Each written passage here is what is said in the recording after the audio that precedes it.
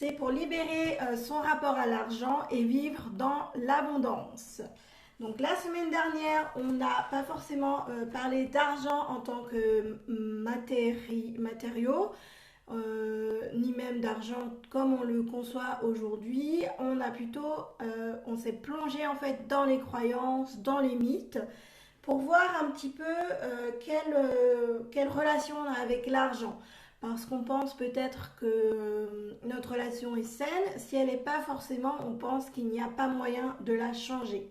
Or, cette relation s'est construite depuis vraiment, depuis notre enfance, avec tout ce qu'on a entendu dans la famille, chez les amis, à la fac, à l'école, vraiment partout, ça s'est construit comme ça. Et le fait de se replonger dans cette première semaine vous a peut-être permis, dites-le moi d'ailleurs, si vous avez reconnu des mythes plutôt négatifs sans avoir conscience qu'elles avaient un impact. Si c'est oui, vous en avez reconnu, faites-moi des petits pouces. D'ailleurs, on va commencer cette semaine avec, dites-moi sur une échelle de 1 à 10, où vous vous sentez par rapport à vos finances personnelles, c'est-à-dire par rapport à votre argent, à vos revenus, à ce que vous dépensez.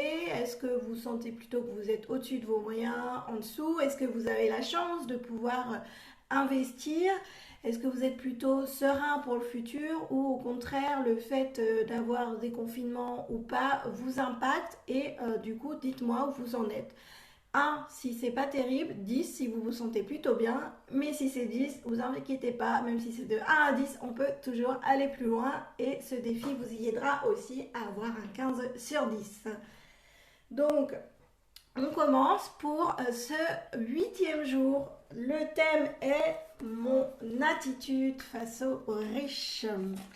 Mon intention du jour est pour moi, c'est de finir de constituer les statuts de ma SCI. J'avais déjà commencé samedi, maintenant j'aimerais la finir. Si vous voulez, n'hésitez pas à partager votre intention. Alors, l'intitulé de ce défi du jour. Aujourd'hui, nous vous invitons à vous observer quand vous avez affaire à des personnes qui possèdent des marques de richesse. Voitures coûteuses, habits haut de gamme, bijoux, position importante dans une entreprise.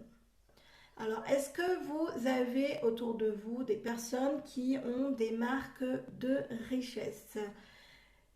Faites-moi des petits pouces si oui. Sinon, c'est pas grave, vous pouvez penser à des personnes qui en ont, comme par exemple ceux qui gagnent beaucoup d'argent, les PDG, les footballeurs, les artistes, les enfants issus des familles très riches, les grandes familles très riches, ceux qui sont toujours dans le top 100 millionnaires dans les magazines tels que Challenge ou Capital. Pensez à ces personnes-là. Et la question du jour en lien avec ça, quand vous pensez à des personnes qui montrent des signes extérieurs de richesse, alors, quand vous croisez de telles personnes ou y pensez, quel est votre sentiment, votre état d'esprit? Colère, jalousie, fermeture, envie, joie pour eux, regard critique, etc. Et pourquoi? En quoi cela fait-il partie de vous? Alors, la question du jour, quel est votre sentiment et votre état d'esprit quand vous croisez des personnes qui ont des signes de richesse? Alors, j'ai oublié de préparer mon stylo, c'est pas grave. Alors, en ce qui me concerne, j'ai envie de dire que j'ai hâte aussi, moi, d'avoir par exemple leur belle maison avec une piscine.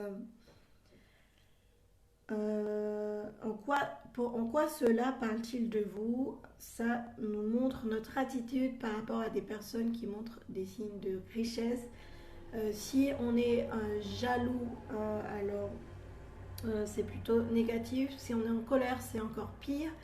Le mieux, je pense, c'est d'être heureux et content pour eux. Et moi, je me dis qu'un jour aussi, je pourrais avoir ma maison avec ma piscine.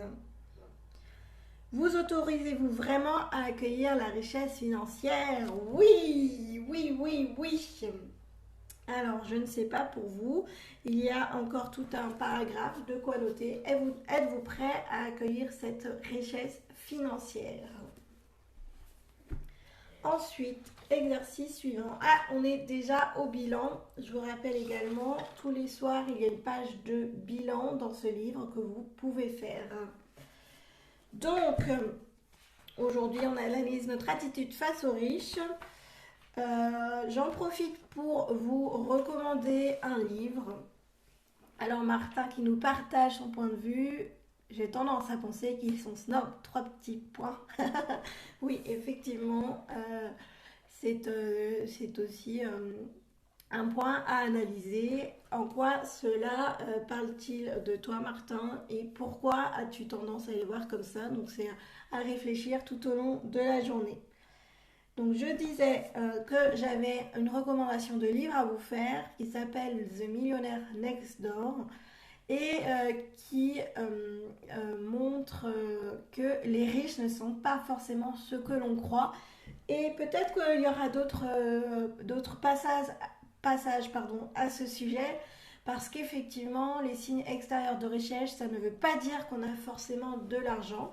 En anglais, il y a rich et wealthy, donc ceux qui sont riches, qui ont de l'argent, et ceux qui se portent bien en fait, mais qui montrent pas, qui n'ont pas forcément la Porsche, justement, la villa avec piscine, mais qui conservent leur argent et s'assurent une liberté de temps.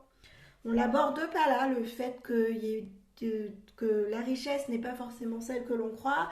Peut-être qu'on l'abordera ultérieurement, on verra. Sinon, ce sera l'occasion d'en parler. Donc, je vous souhaite un bon lundi et j'espère que votre note va monter sur l'échelle de 1 à 10. Très belle journée!